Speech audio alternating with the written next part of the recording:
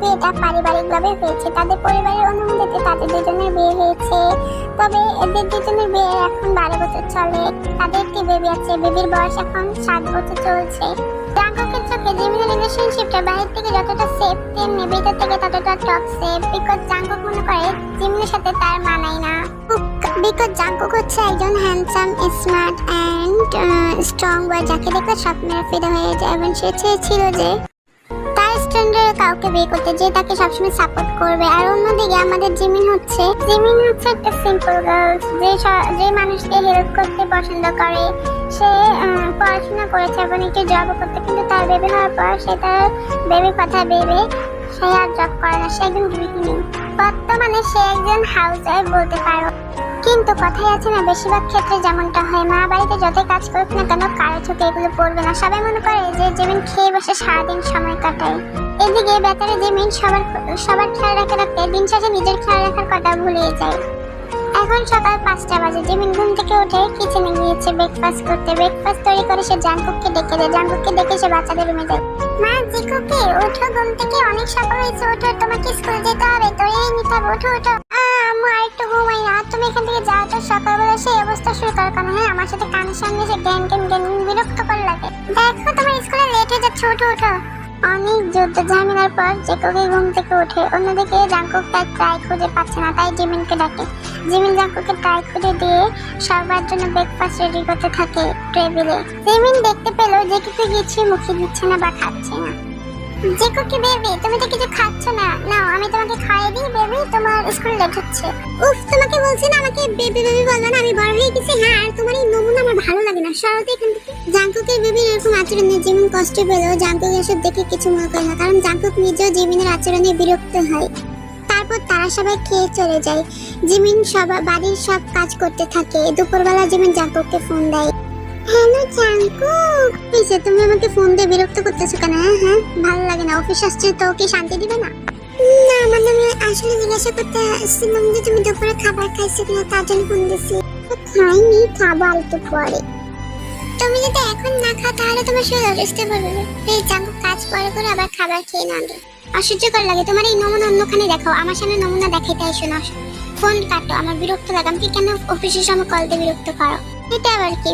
এটা তো প্রতিনিত্য দিনের কাহিনী জিমিনের সাথে হয়। জাঙ্কুক কেমনই ব্যবহার করে জিমিনের সাথে, জিমিন অনেক কষ্ট পায়। এইভাবেই কয়েকদিন কেটে যায়। আজ হলিডে।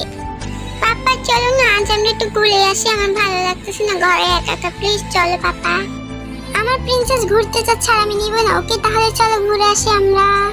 যাও পাপা, আজকে অনেক মজা করবো। হ্যাঁ, জিমিনেরও ঘুরতে অনেক ইচ্ছে করছিল, ফ্যামিলির সাথে টাইম স্পেন্ড করতে অনেক ইচ্ছে করছিল, কিন্তু ওরা এমন বিহেভ করলো যেন জিমিন ওদের সাথেই নেই। তবে জিমিন একটু কষ্ট পেলে চুপ হয়ে থাকে। সারাদিন ওরা অনেক ঘোরাঘুরি করার পর রাতে আসে। রাতে আসার পর জিমিন বলল, চলে এসেছো, যা ফ্রেশে আসো, আমি তোমাদের জন্য খাবার বেড়ে দিচ্ছি। তার কোনো প্রয়োজন নেই, আমার বাহিরের থেকে অনেক খাবার খাইছি, ঘুরছি, অনেক মজা করছি। সে বলেই ওরা সবাই ওখান থেকে চলে যায়। তারপর আর কি, জিমিন একা একা বসে ডিনার করতেছিল। ওরা হয়তো আমি না থাকলে আমাকে কখনো মিস করবে না, হয়তো পারে। সন্ধ্যাবেলা সবাই একসাথে রুমে বসেছিল। তখনই, মাম তোমাকে কালকে আমার সাথে স্কুলে যেতে হবে। জেকুকে, তুমি বাবা থেকে মায়ের কথা কেন বলতেছো? মামা বাবা দুজনকে যেতে বলছে টিচার। হ্যাঁ মাম্মা, তুমি একটা ভালো ড্রেস পরো, ঘরে যেরকম থাকে এরকম থাইকো না, একটু ভালো পরিপাটি হয়ে স্কুলে যাই, ওকে? নাহলে আমার মান সম্মান চলে যাবে। হ্যাঁ, আমার মান সম্মান চলে যাবে, ভালো ড্রেস পরো। আচ্ছা, পরবো নি আমি সুন্দর একটা ড্রেস। পরের দিন জিমিন জিকুকে স্কুলে যায়। স্কুল থেকে আসার পর, মন তোমার কি কোনো কমন সেন্স নেই? সব কি ড্রেস পরছো? বোরকা আর হিজাব। তোমাকে কে বলছিলাম একটা স্টাইলিশ ড্রেস পরতে? তোমার জন্য আমার কতটা ইমপ্রেস ফিল হয়েছে জানো? এই জিমিন, তোমার কি কোনো কমন সেন্স নাই? হ্যাঁ, বাচ্চাদের মুখ থেকে এত কথা শোনো, তবুও কি তোমার গায়ে লাগে না? হ্যাঁ, আমি তোমাকে কতবার বলছি যে একটা ভালো মডার্ন ড্রেস পরে যেতে। ওখানে দেখছো মেয়েগুলো কত স্টাইলিশ মডার্ন ড্রেস পরছে। আমার কোনো কিছুতে কম না, আমার টাকা পয়সা কিছু কম আছে। তাহলে এত টাকা পয়সা থাকতে তুমি কেন একটু স্টাইলিশ হতে পারবে না? তোমার হাত পা সবকিছুতে চামড়া উঠে গেছে না, হাত পা একটু ক্রিম না সুন্দর হতে পারো না? না চুরুক নাচে কিছু কি আছে তোমার মধ্যে? হ্যাঁ, কিছুই তো নেই, না কোনো গুণ আছে। সারাক্ষণ ঘরে খাওয়া বসা আর ঘুমাও। দেখছো ওরা এতদিন সিও ডক্টর, আরো কত কিছু। হ্যাঁ, তোমার জন্য আমার না আরো কত ইনভেস্টমেন্ট হতে হচ্ছে কে জানি।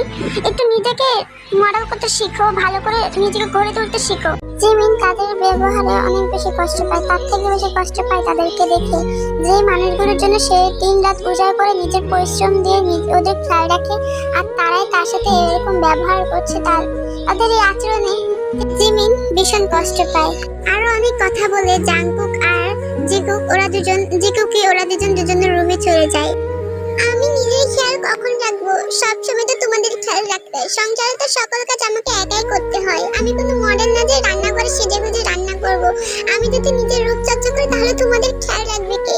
দিন রাত এক করে তোমাদের খেয়াল রাখতে গিয়ে আমি তো নিজেই বলে গেছি যে আমি একটা মানুষ। আমি তো শুধু এই বিনিময়ে একটু ভালোবাসা শ্রদ্ধা চাইতে চেয়েছিলাম আর রেসপেক্ট। তোমরা কি করলে আমাকে? অথচ আমি তোমাদের কাছ থেকে কিছুই পাইনি। অথচ যার কাছ থেকে বেশি এক্সপেক্ট করার কথা ছিল সে যদি তোমাকে রেসপেক্ট না করে তাহলে তার মেয়ে কিভাবে আমাকে রেসপেক্ট করবে? এখন আমি কি করবো? এসব কি মুখ বুঝে সহ্য করবো, নাকি তারা যেমন চায় তেমন হবো, নাকি অন্যদের মতো হবো? আমি একটু বেশি অ্যাভেলেবল হয়ে গেছি, ঠিক আছে? এবার থেকে আমি অন্যদের মতো হওয়ার চেষ্টা করবো। আমার মূল্য আমাকেই দিতে হবে।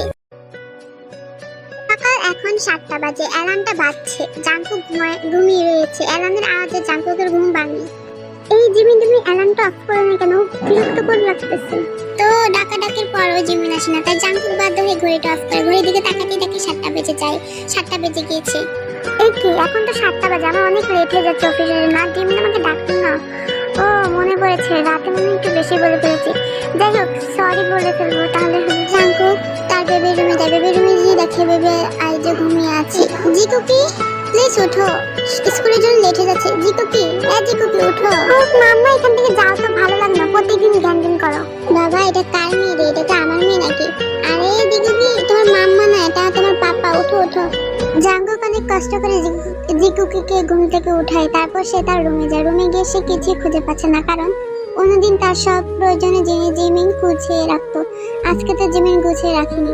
তারপর জাংকুক অনেক কষ্ট করে নিজে তৈরি হয়, সবকিছু খুঁজে। তারপর সে নিচে দেখে জিমিন আজ ব্রেকফাস্ট বানায়নি, তাই সে নিজে অনেক কষ্ট করে কোনো রকম ভাবে ব্রেকফাস্টটা বানায়।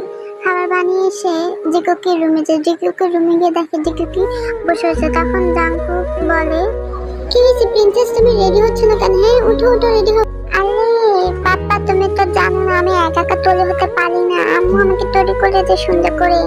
আম্মু কোথায়? আম্মুকে ডাকো প্লিজ। তোমার মাম্মা আমার বাড়িতে গেছে, বুঝছো? মানে তোমার নানুর বাড়িতে। যাই হোক, তোমার মাম্মা তো এখন নাই, তো আমাকে তৈরি করতে হবে। আর তোমার মাম্মা আমাকে সকালবেলা ফোন দিয়ে বলছে, আমিও জানতাম না।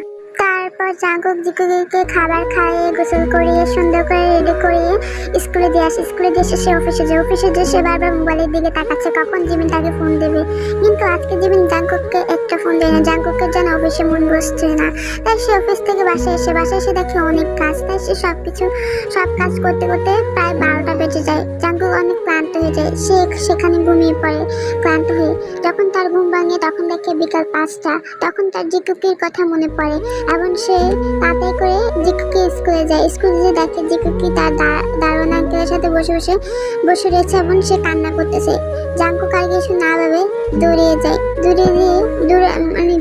যায় জিকুকির কাছে। সরি মাই প্রিন্সেস, আমি ইচ্ছে করে আসি না। আমি ক্লান্ত হয়ে গেছিলাম, তো কাজ করতে তাই ঘুমিয়ে পড়ছিলাম। তোমার কথা মনে ছিল না। তুমি ফার্স্ট টাইম আমার সাথে এমন করছো, তার জন্য তোমাকে মাফ করেছি, নাহলে মাফ করতাম না। ওকে সরি। এখন চলো বাসায় যাই, লেট হয়ে গেছে অনেক। তারপর তারা বাসায় আসে। বাসার পর জাংকুক জিকুকিকে ফ্রেশ করে তার জন্য খাবার বানাতে যায়। অনেক কষ্ট করে জাংকুক খাবার রান্না করে, কারণ তার ফার্স্ট টাইম খাবার রান্না। বই খাতাগুলো তো সব বের করলাম। এবার আমার বইটা যে কোথায় রাখি, ব্যাগটা কই রাখি, সেটাই তো আমি ভালো করে কখনো খেয়াল করিনি। ভালো হয়েছে মামা চলে গেছে, নিজের মতো করে চলে। জিকুকি তো খাবারগুলো আর আগের মতো টেস্ট নেই, বুঝছো? তোর আব্বু তো ভালো খাবার রান্না করতে পারে না। জানো তুই অনেক লাকি, তোর আম্মু আসতে দেখতে করতে। আমার আম্মু আমাকে একটু সময় দিতে পারে না ভালো করে, আমার অনেক খারাপ লাগে। হোয়াট এভার, কি বলতেছস? তোর মানে তুই অনেক বেশি হ্যাপি, নিজের মতো করে স্বাধীনভাবে চলতে পারতেছস। আর আমার বারবার বলবে যে এটা করে না ভালো হয়েছে, চলে গেছে। আমি অনেক হ্যাপি। এই 2 মাস আমি তো হ্যাপিতে থাকতে পারবো। I am so happy. আরে এখন তোর আম্মু নাই তো, তুই ঠিক বুঝবি, দেখিস আর কয়েকটা দিন যাক তখন বুঝবি। আচ্ছা চল লাঞ্চ করে ফেল, সময় নষ্ট না করে, নাহলে টিচার বকা দিবে। আরো 1 মাস কেটে যায়, এদিকে আমাদের জাঙ্কুক সংসার আর অফিস দুটোটা সামলাতে সামলাতে ক্লান্ত হয়ে যায়, কারণ তার ঘরের কাজগুলো করতে অনেক বেশি কষ্ট হয়, তবু সে করে। আর অন্যদিকে আমাদের জিকুকি নিজের কোনো খেয়ালই ভালোভাবে রাখতে পারে না, তবে সে তার মাকে অনেক বেশি মিস করে। জাঙ্কুক ও জিমিনকে অনেক বেশি মিস করতেছে। জিমিনও এই 2 মাস ওদের কাছে যায় না, সে অনেক কষ্ট করে ওখানে থাকে। একদিন জিকুকি তার বাবাকে বলে, পাপা প্লিজ তুমি মাম্মাকে নিয়ে আসো না, মাম্মাকে ছাড়া আমার একদমই ভালো লাগে না। I miss you too mamma, please papa তুমি আমার মাম্মাকে নিয়ে আসো, আমি মাম্মাকে সরি বলবো, আমি নিজের ভুল বুঝতে পারছি। জিকুকির কথা কিছুক্ষণ চুপ থাকে এবং কিছু একটা বলে এবং তারা দুজন মিলে কিছু একটা প্ল্যান করে, যেটা আমি শুনতে পাইনি। যাই হোক, রাতের বেলা জিমির কাছে একটা ফোন আসে। হ্যালো হ্যালো জিমি, তুমি তাড়াতাড়ি বাড়িতে আসো প্লিজ জিমিন, আসলে জিকুকি। এটা বলে জাঙ্কুক ফোন কেটে দেয়। আর জিমিন, হ্যালো হ্যালো জাঙ্কুক, জিকুকির কি হয়েছে? এই জাঙ্কুক তুমি ফোন কেন না কেন? জাঙ্কুক।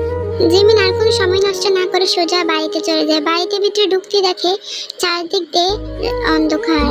জিমিন এত কিছু না ভেবে লাইটটা অন করে দেয় এবং লাইট অন করতেই সামনে দিয়ে দেখে খুব সুন্দর করে সাজানো এবং বড় করে সরি লেখা, সাথে লেখা ছিল happy birthday to you mama. Jimin অনেক বেশি অবাক এটা দেখে, কারণ আজ জিমিনের বার্থডে, সে নিজেরই মনে নেই যে তার birthday. Mama I really sorry, আমি তোমাকে অনেক কষ্ট দিয়েছি তাই না? তুমি আমার বেস্ট মামা, তুমি যেরকম আছো তাতেই আমি বেশি খুশি, প্লিজ তুমি আমাকে মাফ করে দাও and happy birthday to you mama. Jimin তুমি কি আমাকে মাফ করে দিতে পারবে? এন্ড সেদিনের কথাগুলোর জন্য আমি রিয়েলি সরি, তোমাকে ছাড়া আমি বাঁচতে পারবো না। প্লিজ জিমিন, আমি বুঝি যে সংসারের কাজ মানে ছোটখাটো না, ওইটা অনেক কষ্ট, এই কষ্টটা আমি এখন বুঝছি। প্লিজ জিমিন মাফ করে দাও আমাকে প্লিজ। জিকুকি জাঙ্কুক তোমরা এরকম করে বলো না, আমার কষ্ট হয়, আর আমি তোমাদের অনেক আগেই মাফ করে দিয়েছি, প্লিজ এরকম বলো না। সত্যি তুমি মন থেকে আমাকে মাফ করছো, না হলে আমি নিজেকে মাফ করতে পারবো না জিমিন। হ্যাঁ আমি তোমাদের মাফ করে দিচ্ছি, আমি শুধু তোমাকে বোঝাতে চেয়েছিলাম যে সংসারের কাজ কোনোটা ছোট না। আচ্ছা মাম্মা এখন বাদ দাও, চলো কেক কাটো, রাত 12টা বাজে, তোমার বার্থডে চলে আসছে না? আর তোমার বার্থডে তো আজকে, একটু বলি সরি, আমার না মাথাটা পাগল হয়ে গেছে, চলো খুশিতে আমি পাগল হয়ে যাবো, তাহলে কেক কাটো। তারপর তারা অনেক মজা করে কেক কাটে এবং অনেক আনন্দ অনুষ্ঠানটা উদযাপন করে। এরপর থেকে সবাই ওরা জিমিনের খেয়াল রাখে, জিমিনও ওদের খেয়াল রাখে। হাউস অফ হয়েছে দেখে তার কোনো স্যালারি নেই, এটা তার কোনো কাজ নেই, এটা কোনো এমন কোনো কথা না, এটা একটা কাজ। সে সবসময় আনস্মার্ট থাকে দেখে এই নয় যে সে স্মার্ট নেই এবং তার মধ্যে যোগ্যতা নেই।